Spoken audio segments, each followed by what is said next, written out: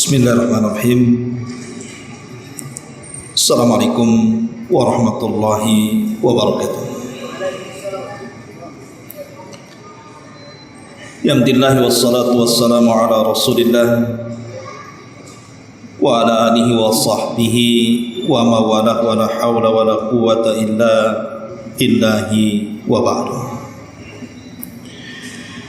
Alhamdulillah, malam ini malam ketiga di bulan Ramadan, dan kajian di malam ini kita akan membahas tafsir daripada surah Al-Maidah, dan kita petik dari qasasul Quran, kisah-kisah yang terkandung di dalam surat ini.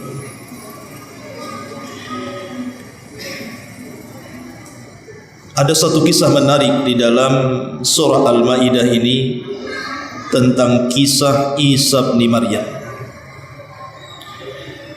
dan mukjizat-mukjizat yang Allah Subhanahu wa taala anugerahkan kepada beliau alaihi salatu wassalam. Kita baca ayatnya pada 110. A'udzubillahi minasyaitonir rajim. Bismillahirrahmanirrahim. إذ قال الله يا عيسى ابن مريم اذكر نعمتي عليك وعلى والدتك إذ أيدتك بروح القدس تكلم الناس في المهد وكهلا وإذ علمتك الكتاب والحكمة والتوراة والإنجيل wa takhluqu minat-tini kahayati at-tayri bi'idni fatanfukhu fiha fatakuna tayran bi'idni wa tubri'ul akmah wal abrasa bi'idni wa tukhrijul mauta bi'idni wa id kafaftu bani Israila anka إذ جئتهم بالبينات فقال الذين كفروا منهم إن هذا إلا سحر مبين. Dan ingatlah ketika Allah Subhanahu wa taala berfirman, wahai Isa putra Maryam, ingatlah nikmatku kepadamu dan kepada ibumu sewaktu aku menguatkan kamu dengan Ruhul Kudus.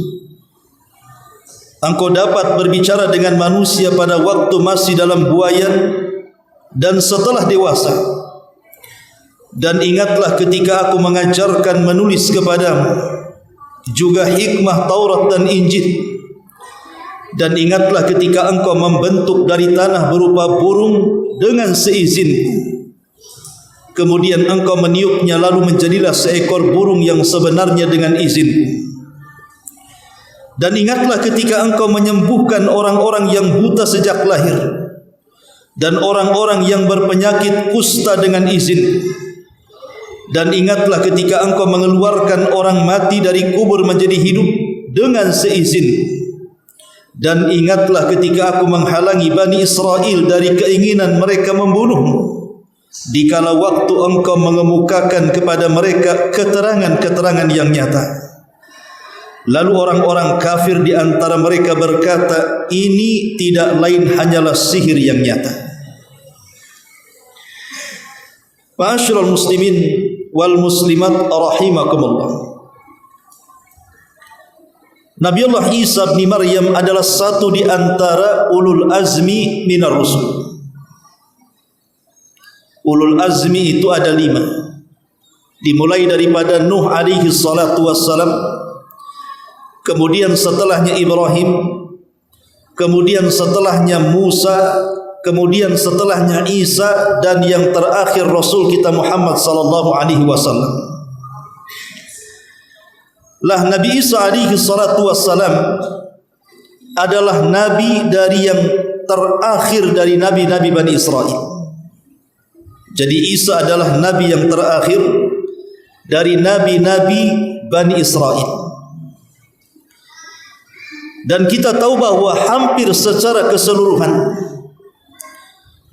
para nabi dan rasul yang disebutkan di dalam Al-Quranul Karim, 25 nabi dan rasul, sebagian besarnya adalah nabi-nabi Bani Israel. Hanya 4 nabi saja yang disebut dengan nabi Arab, dimulai daripada Hud, kemudian Nabi Saleh, kemudian Nabi Syuaib, dan yang terakhir Nabi Arab adalah Nabi kita Muhammad sallallahu alaihi wasallam. Selain daripada 4 ini, semua nabi berasal dari Bani Israel. Lah nabi-nabi Bani Israel ditutup dengan kenabian Isa bin Maryam, karena setelah itu tidak ada nabi dari nabi-nabi Bani Israel setelahnya. Di dalam ayat ini Allah Subhanahu wa taala mengingatkan kepada Isa bin Maryam akan nikmat yang Allah anugerahkan kepada dia, di mana Isa ini diberikan mukjizat oleh Allah Subhanahu wa taala sejak kelahirannya. Jadi saat Maryam mengandung kemudian melahirkan Isa bin Maryam, maka Bani Israel menuduh Maryam itu berzina. Bagaimana tidak? Dia tidak memiliki suami, kenapa punya anak? Padahal dia adalah bagian daripada mukjizat Allah Subhanahu wa taala. Karena Allah Subhanahu wa taala sanggup menciptakan manusia tanpa ayah dan ibu seperti Adam. Allah sanggup juga menciptakan manusia tanpa ibu seperti Hawa. Dan Allah Subhanahu wa taala sanggup menciptakan manusia tanpa ayah seperti Isa, dan Allah juga sanggup menciptakan manusia dengan adanya ayah dan ibu seperti kita. Lah saat Isa bin Maryam masih kecil, ibunya kan dituduh dia sebagai pezina. Tetapi kemudian Allah Subhanahu wa taala membuat Isa bayi bicara dan membela ibunya yang dituduh sebagai wanita pezina kala itu. Ada satu kisah menarik dalam dunia Islam. Ada seorang ulama besar, saya lupa namanya, karena perkataannya selalu dinukilkan oleh Syekhul Islam Ibnu Taimiyah rahimahullahu taala. Ulama ini diundang oleh salah satu raja daripada raja-raja Nasrani. Datanglah kemudian ulama ini. Ketika datang kemudian pintu istananya tertutup rapat, dia tidak bisa masuk, kecuali hanya ada satu lubang di bawah pintu yang ia harus masuk lewat kepala, dan ketika masuk ke dalam istana dalam posisi sujud. Rupanya itu rencana si Raja Nasrani, karena dia mengatakan tidak ada yang boleh datang ke istanaku kecuali datang dengan posisi sujud. Oh ya, nama ulamanya Al-Imam Al-Baqillani. Jadi Imam Al-Baqillani. Lah Imam Baqillani ini terkenal cerdasnya. Dia tahu kalau seandainya dia masuk dulu kepalanya, tentu posisinya sujud. Kalau posisi sujud berarti dia sujud kepada raja. Jadi dia putar otaknya, dia masuk kakinya dulu. Jadi kalau nanti dia masuk kepada istana kan posisinya nungging kan? Sebab kalau kepala dulu kan posisinya sujud, dia tidak mau. Akhirnya dia kakinya dulu masuk. Jadi sang raja geleng-geleng, rupanya cerdas juga ulama ini. Kusuruh sujud malah nungguingi saya. Akhirnya dia pun berhasil masuk ke istana. Disitulah dia ditanya oleh sang raja Nasrani. Dia mengatakan, kata sang raja kepada Imam Baqillani, ya fulan, aku mendengar bahwa ibumu, maksudnya Aisyah radhiyallahu anha, ada seorang wanita pezina. Karena kita tahu dalam hadis ifki itu, dalam hadis Bukhari yang panjang sekali, kan ada tuduhan kepada Aisyah radhiyallahu anha pernah berzina dengan Safwan ibn Mu'attil. Tapi kemudian dibantah oleh Al-Quran dengan turunnya surah An-Nur ayat 1 sampai 9 yang membersihkan bahwa Aisyah tidak pernah berzina. Itu hanya tuduhan Abdullah ibn Ubay ibn Sabah, seorang tokoh munafik, menyakiti Rasul dengan menuduh Aisyah berzina. Jadi sang raja mengatakan, saya dengar ibumu, maksudnya Aisyah berzina. Apakah itu betul kabarnya? Maka Imam Baqillani kemudian mengatakan, baik, saya akan samakan antara ibuku dengan ibumu. Maksudnya ibuku maksudnya Aisyah dan ibumu Maryam. Karena orang Nasrani menganggap Maryam sebagai ibu mereka. Kata Imam Baqillani, bagaimana pendapat kamu? Maryam ini dia tidak punya suami, tapi dia mengandung Isa bin Maryam. Sementara ibu kami Aisyah radhiyallahu anha punya suami dan tidak mengandung. Kira-kira dari dua wanita ini yang pantas dituduh berzina, kira-kira siapa? Yang satu wanita tak punya suami, tahu-tahu hamil. Yang satu wanita tak hamil tapi punya suami. Kira-kira yang berhak dituduh berzina Maryam atau ibu kami Aisyah radhiyallahu anha? Logika, tentu yang tidak punya suami kemudian hamil, anak siapa ini? Tetapi kata Imam Baqillani, aku yakin ibuku bersih dan ibu kalian juga bersih. Tidak mungkin berzina. Syahidnya di sini adalah dua wanita itu adalah wanita suci, baik Aisyah ataupun Maryam bintu Imran, ibunda Isa bin Maryam. Lah saat dia melahirkan Isa ini kemudian memberikan keterangan kepada Bani Israel bahwa ibunya tidak berzina, bahwa dia adalah Nabi utusan Allah Subhanahu wa taala, dia hamba Allah, dan macam-macam diucapkan padahal dia masih bayi itu. Itulah salah satu mukjizat Isa bin Maryam, di antara satu dari 4 bayi yang bisa bicara dalam buayan. Salah satunya Isa bin Maryam. Lah Isa bin Maryam ini ketika tumbuh menjadi anak remaja, anak-anak belum balik, Allah Subhanahu wa taala sudah berikan mukjizat yang aneh kepadanya. Apabila dia bermain dengan sesama anak-anak sebaya dia, maka Isa ini terkadang selalu menebak sesuatu di rumah-rumah mereka. Umpamanya ada anak-anak sebaya mereka mungkin usia 8-7 tahun gitu kan. Di rumahmu pasti ada makanan ini, makanan itu. Padahal Isa kan tidak pernah masuk ke rumah dia. Akhirnya kemudian anak ini menghabarkan kepada ibunya bahwa Isa mengatakan di rumah kita ada ini dan itu. Rupanya apa yang ditebak Isa bin Maryam itu benar. Sehingga kemudian berita ini menjadi geger di tengah-tengah Bani Israel. Padahal usia Isa ini belum balik.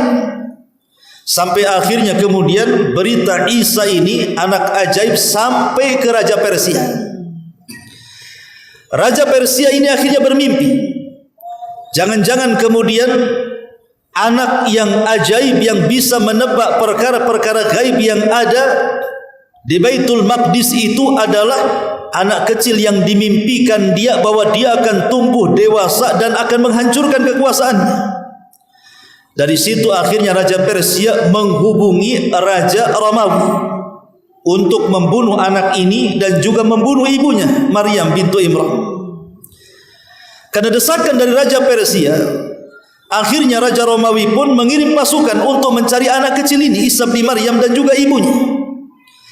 Maka Jibril memberitahu kemudian Maryam agar pergi dari Baitul Maqdis, bersembunyi karena dia sudah menjadi target pembunuhan. Akhirnya Isa dan ibunya yang membawa Isa, ada yang mengatakan dalam riwayat ke Mesir, ada yang mengatakan ke Damaskus. Akhirnya kemudian Maryam dan juga Isa bersembunyi di atas bukit ketinggian. Di situ Allah Subhanahu wa taala sudah sediakan makanan, sudah sediakan minuman, sehingga bertahun-tahun Isa hidup di situ. Sampai akhirnya kemudian berjumpa dengan orang baik, walaupun dia bukan orang Arab tetapi suka merawat anak-anak yatim, merawat orang-orang miskin. Maka Maryam dan putranya Isa pun bergabung dengan orang baik ini dan dirawat sampai usia Isa belasan tahun. Setelah kemudian Isa 13-14 tahun, maka Maryam bintu Imran pun kemudian membawa Isa kembali ke Baitul Maqdis. Karena bagaimanapun di Baitul Maqdis, di sana ada Nabiullah Zakaria yang telah mengurus Maryam sedari kecil. Kemudian juga di sana ada putranya Yahya bin Zakaria yang sudah besar dan menjadi nabi. Maka berangkatlah kemudian Maryam dengan Isa dan bergabung di Baitul Maqdis. Disitulah 3 nabi berkumpul dalam satu waktu. Di situ ada Zakaria, di situ ada Yahya, di situ ada Isa bin Maryam. Lah ketika Isa bin Maryam ini semakin tumbuh dewasa, dan kita tahu bahwa kaumnya Nabi Isa itu di zaman itu memang mereka pakar soal kesehatan. Jadi banyak ditemukan herbal-herbal, obat-obatan, pengobatan, sehingga banyak penyakit-penyakit yang bisa disembuhkan oleh kaumnya. Lah Isa bin Maryam diberikan mukjizat oleh Allah yang berkaitan dengan kesehatan. Tapi tentu mukjizat yang diberikan Allah kepada Isa harus lebih hebat dibandingkan yang dilakukan kaumnya. Lah salah satunya Isa bin Maryam mampu mengobati berbagai macam penyakit, sampai kepada orang yang buta permanen itu bisa diusap kemudian sembuh. Kemudian orang-orang yang punya penyakit lepra, walaupun dari lahir sampai besar diusap oleh Isa sembuh. Dan banyak mukjizat yang Allah anugerahkan berkaitan dengan kesehatan, sampai ke taraf mampu menghidupkan orang mati. Makanya di sini Allah Subhanahu wa taala mengatakan bahwa Isa bin Maryam itu wa idtukhrijul mauta biizni, dan ingatlah ketika Isa bin Maryam mampu menghidupkan orang mati karena izin Allah Subhanahu wa taala. Abdullah bin Abbas radhiyallahu anhu mengatakan bahwa manusia yang pernah dihidupkan Isa itu 4 orang. Kata Abdullah bin Abbas radhiyallahu anhu, dia mengatakan qad ahya arba'ata anfus. Isa ini pernah menghidupkan 4 manusia. Pertama Azir, kemudian yang kedua Ibnu Ajuz, kemudian yang ketiga Ibnatu Azir, kemudian yang keempat Syam putra Nuh alaihi salatu wassalam. Kisahnya bagaimana? Jadi Isa bin Maryam ini punya teman namanya Azir, jauh tempatnya. Ketika Azir ini sakit dan sakitnya memarah, maka saudarinya kemudian mengirim utusan agar memberitahu Isa bin Maryam, karena Azir itu adalah teman baiknya. Tetapi kemudian belum lagi sampai berita sakitnya Azir kepada Isa, Azir meninggal dunia. Akhirnya kemudian Isa pun mendengar saudaranya, kawannya yang sedang sakit, dia pun ingin berkunjung. Maka berangkatlah Isa dari Baitul Maqdis ke rumah Azir dalam perjalanan 3 hari. Padahal Azir sudah meninggal. Ketika sampai di tempat, Azir sudah dikubur 3 hari. Maka akhirnya kemudian Isa mendatangi kuburannya, kemudian berdoa kepada Allah Subhanahu wa taala agar dihidupkan kembali si Azir ini. Subhanallah, dengan izin Allah Subhanahu wa taala tiba-tiba kuburannya membelah, dan Azir ini keluar dari kuburan hidup sedia kala seolah-olah tidak pernah mati. Dan itu disaksikan Bani Israel. Dan dia hidup bertahun-tahun sampai punya anak. Ini satu kisah. Kisah yang kedua, Ibnu Ajuz, di mana ada nenek-nenek. Isa ini sedang berjalan. Tiba-tiba dia melihat ada seorang nenek yang menangis di depan kuburan putrinya. Maka Isa bin Maryam kemudian menasihati nenek itu, tapi dia mengatakan dia bernazar tidak akan meninggalkan kuburan, kalau bisa dia pun ikut menyusul putrinya. Kemudian Isa merasa kasihan. Tiba-tiba Isa berdoa kepada Allah Subhanahu wa taala, tiba-tiba kuburan itu kemudian terbelah. Rupanya anak gadis itu keluar dari kuburannya dan hidup kembali. Kemudian juga kisah Ibnatu Azir, kisah kawannya Azir ini punya anak juga, meninggal anaknya. Kemudian dia datang kepada Isa minta agar putranya dihidupkan kembali. Maka Isa berdoa kepada Allah Subhanahu wa taala agar putranya Azir ini dihidupkan. Dengan izin Allah, putranya akhirnya hidup kembali. Lah Bani Israel menganggap bahwa jangan-jangan Isa ini sedang bersandiwara, membuat trik supaya dia dianggap nabi, seolah-olah dia menghidupkan orang mati, padahal dia sedang bersandiwara bekerja sama layaknya dukun-dukun hari ini. yang membuat trik-trik yang terkadang trik-trik itu sebenarnya buatan, bukan kesaktian, bukan karomah. Akhirnya Bani Israel mengatakan kepada Isa, "Oke, wahai Isa, kalau begitu kami ingin menghidupkan bukan orang yang hidup di zaman sekarang," katanya, "tapi orang yang hidup di zaman dulu." Kemudian Isa bin Maryam mengatakan, "Siapa?" Mereka mengatakan, "Syam putra Nuh," katanya. Syam putra Nuh itu berapa abad dengan Nabi Isa ketemunya kan? Ada yang mengatakan ketika itu kan Isa bercerita soal perahunya Nabi Nuh. Tapi Bani Israel tidak percaya. Mana ada perahu Nabi Nuh itu? Kalau memang kisahmu itu betul wahai Isa, kami ingin mendapatkan cerita dari penumpang langsung yang ada di kapal itu, katanya. Yang di kapal itu ya putra-putra Nuh, salah satunya Syam putra Nuh. Akhirnya kemudian Isa pun membawa mereka ke kuburan Syam putra Nuh. Kemudian berdoa kepada Allah Subhanahu wa taala, tiba-tiba kuburan Syam putra Nuh terbelah dan Syam kemudian naik ke permukaan bumi seolah-olah dia tidak pernah mati. Maka untuk meyakinkan Bani Israel, Isa bertanya, "Mas, buka siapa kamu?" Maka orang ini mengatakan, "Saya Syam putra Nuh." Kata Isa, "Bisa enggak kau ceritakan bagaimana kisah bisa engkau berada dalam perahu itu dan selamat dari banjir?" Kemudian Syam mengatakan, "Baik, tapi setelah aku bercerita, tolong wafatkan aku kembali dan minta kepada Allah saat kematianku aku tidak merasakan sakaratul maut," gitu. Akhirnya Syam bercerita bagaimana kondisi di perahu begitu begini, sampai akhirnya setelah bercerita kemudian dia pun meninggal tanpa merasakan sakaratul maut. Dari sini Bani Israel terpecah menjadi dua. Ada yang beriman kepada Isa, ada juga yang kufur dengan Isa. Lah orang-orang yang beriman kepada Isa itulah yang disebut dengan Hawariyun. Tapi subhanallah ikhwatu fiddin, walaupun mereka orang-orang pilihan Isa Hawariyun itu, tetapi beda jauh antara sahabat Nabi SAW dengan nabinya, antara Hawariyun dengan Nabi Isa-nya.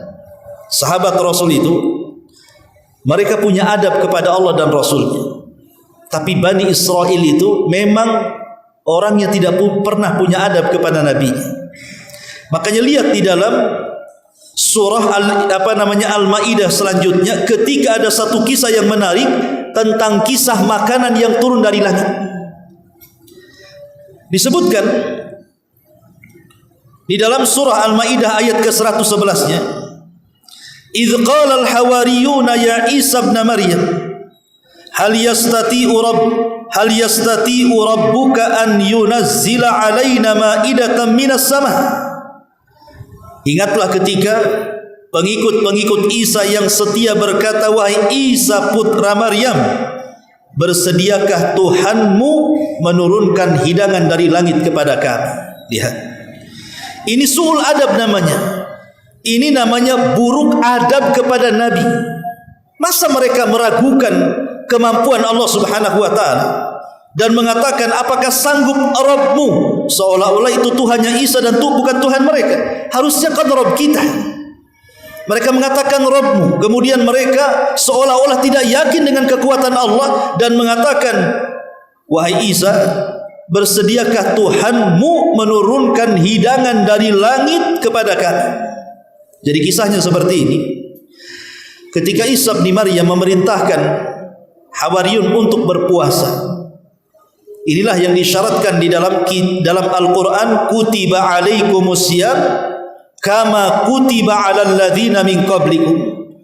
Jadi puasa itu diwajibkan bukan hanya kepada kita umat Islam, tapi juga diwajibkan kepada umat sebelum kita.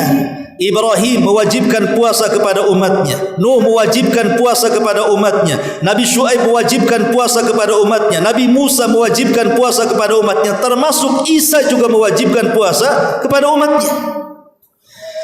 Jadi setelah kemudian mereka berpuasa berhari-hari, maka mereka pun ingin bahwa puasa yang terakhir yang mereka lakukan, makanan yang dihidangkan itu bukan makanan biasa. Mereka ingin makanan yang lezat yang turun dari langit.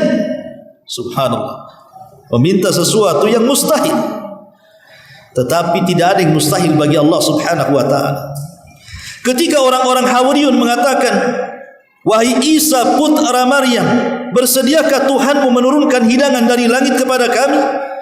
Maka Isa ketika itu marah dan mengatakan, ittaqullah in kuntum mu'minin, kata Isa, bertakwalah kalian jika kalian orang-orang yang beriman. Bertakwa kau kalian. Masa permintaannya seperti itu? Qalu, mereka mengatakan, nuridu an na'kula minha wa tatma'inna qulubuna wa na'lamu an qad sadaqtana wa nakuna 'alaina minasyahidin. Mereka berkata, kami ingin memakan hidangan itu agar tentram hati kami dan agar kami yakin bahwa engkau telah berkata benar kepada kami dan kami menjadi orang-orang yang menyaksikan akan hidangan itu. Maksa mereka minta hidangan. Qala Isa, maka Isa berkata, qala Isa ibn Maryam, Allahumma rabbana anzil alaina ma'idatan minas sama'i takunu lana idan li awwalina wa akhirina wa ayatan min warzuqna wa anta khairur raziqin. Isa putra Maryam berdoa, ya Rabb kami, turunkanlah kepada kami hidangan dari langit yang hari turunnya akan menjadi hari raya bagi kami, yaitu bagi orang-orang yang sekarang bersama kami maupun yang datang setelah kami, dan menjadi tanda bagi kekuasaan Engkau. Berilah kami rizki dan Engkaulah sebaik-baik pemberi rizki. Ketika Isa berdoa kepada Allah, maka Isa memberikan syarat kepada Bani Israel, baik, saya akan penuhi keinginan kalian. Saya akan berdoa kepada Allah agar Allah menurunkan ma'idatan minas sama, hidangan yang lezat dari langit. Tapi ingat, setelah hidangan ini turun kepada kalian, kalau ada di antara kalian yang kufur setelahnya, yang mendustakan aku setelahnya, maka kalian akan diazab oleh Allah dengan azab yang belum pernah terjadi sebelum kalian dan sesudah kalian. Ketakutan mereka. Makanya Allah mengatakan, qala Allah inni munazziluha alaikum faman yakfur ba'du minkum fa inni u'adzibuhu adzaban la u'adzibuhu ahadan minal alamin. Maka Allah berfirman, sungguh aku akan menurunkan hidangan itu kepadamu, tetapi barang siapa yang kafir di antara kalian setelah turunnya hidangan itu, maka sungguh aku akan mengazabnya dengan azab yang tidak pernah aku azab kepada siapapun di alam semesta ini. Subhanallah. Bagaimana Allah Subhanahu wa taala murka dan menyuruh Isa mengatakan ini kepada Hawariyun, baik, Allah akan penuhi keinginan kalian, sebentar lagi akan turun hidangan dari langit untuk kalian. Tapi ingat, setelah hidangan ini turun, siapapun yang kufur, maka kalian akan diazab oleh Allah Subhanahu wa taala seazab-azabnya. Akhirnya Isa bin Maryam kemudian memerintahkan mereka berpuasa lagi. Akhirnya mereka berpuasa. Ketika saatnya berbuka, tiba-tiba hidangan itu turun dari langit.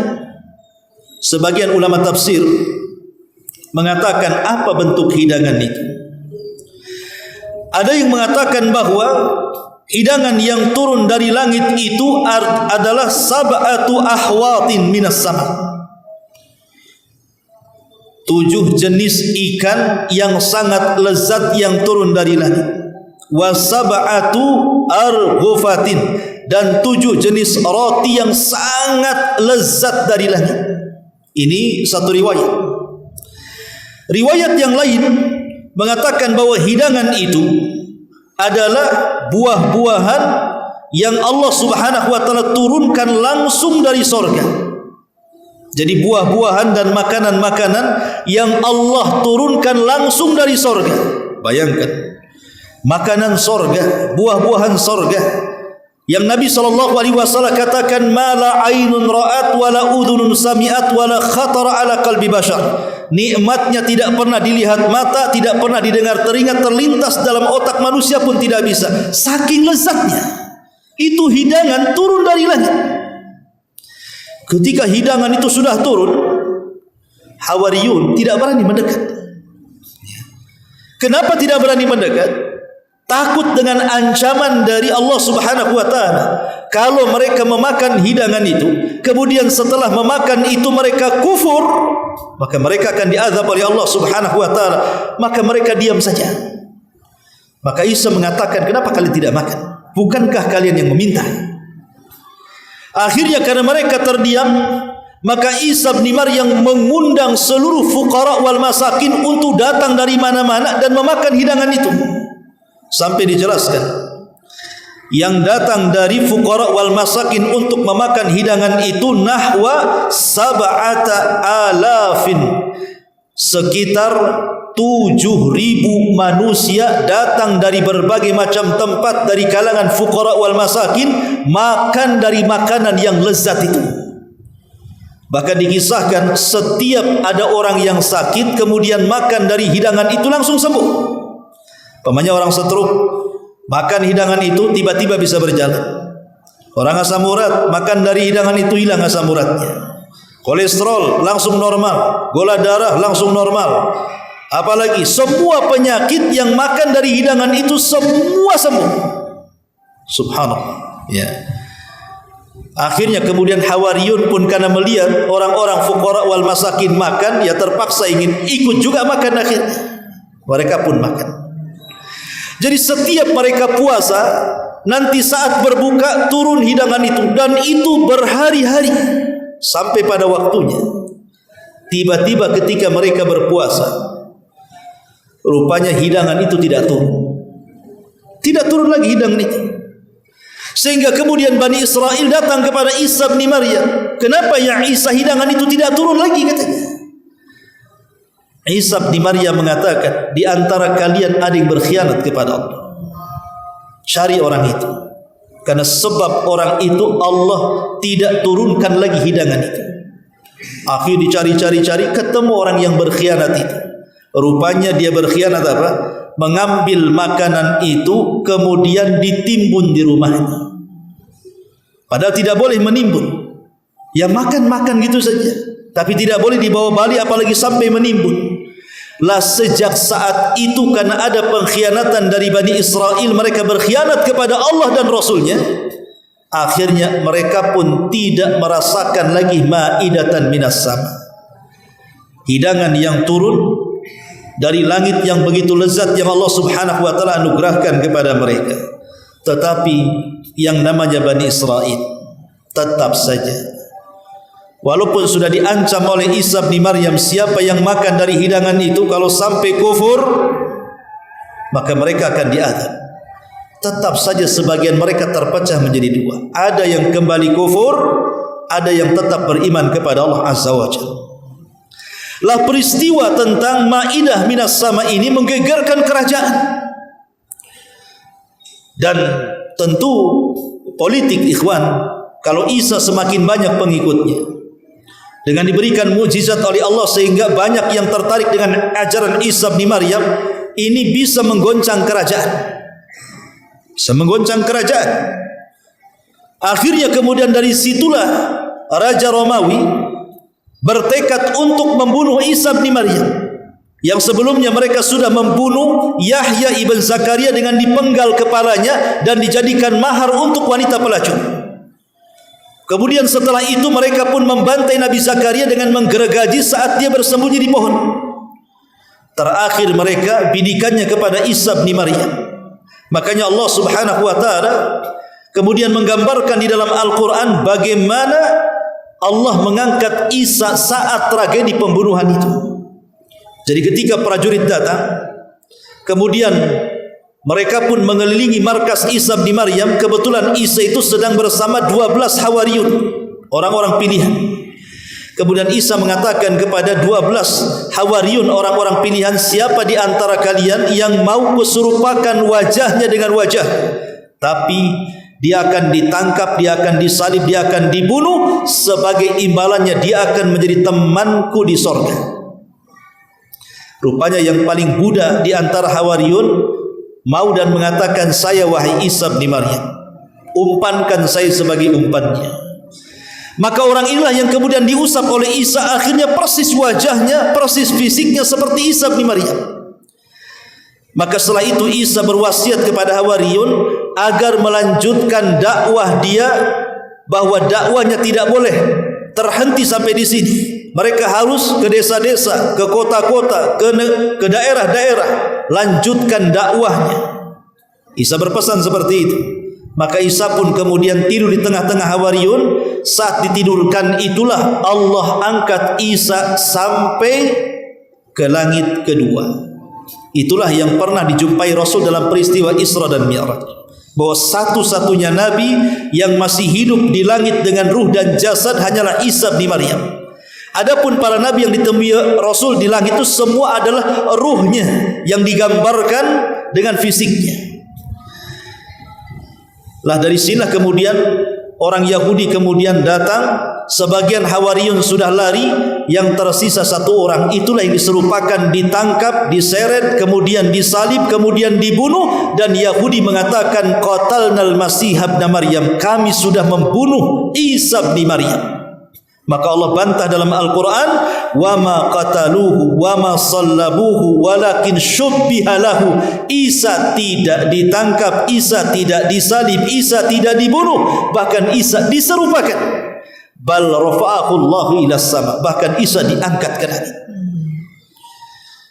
Ma'asyiral muslimin yang dimuliakan Allah Subhanahu wa taala, maka dari peristiwa ini kita tahu bahwa Isa masih hidup sampai hari ini dan akan turun di akhir zaman, bukan lagi seorang nabi, tapi memang Allah memberikan tugas kepada dia untuk membunuh Dajjal, itu yang utama. Kemudian mematahkan salib, membunuh babi, dan menegakkan hukum Islam. Dan ketika itu banyak orang-orang ahli kitab yang masuk Islam karena dakwah Isa bin Maryam. Karena di akhir zaman pilihannya cuma dua, masuk Islam atau mati. Tidak ada lagi bayar jizyah. Maka banyak ahli kitab yang kemudian masuk Islam. Itulah yang disyaratkan dalam Al-Quran, wa im min ahlil kitab illa la yu'minanna bihi qabla mautihi. Dan sebagian besar ahli kitab akan beriman sebelum kematian Isa bin Maryam. Ma'asyiral muslimin yang dimuliakan Allah Azza wa Jalla, ada yang mengatakan Isa hidup 40 tahun setelahnya sampai dia melaksanakan haji dan umrah, baru kemudian dia pun meninggal dunia. Itulah kisah mukjizat Isa ibnu Maryam yang disebutkan dalam surah Al-Maidah ayat 110 dan 111. Subhanallah bihamdika asyhadu an la ilaha illa anta astaghfiruka wa atubu ilaik. Allahu taala alam. Assalamualaikum warahmatullahi wabarakatuh.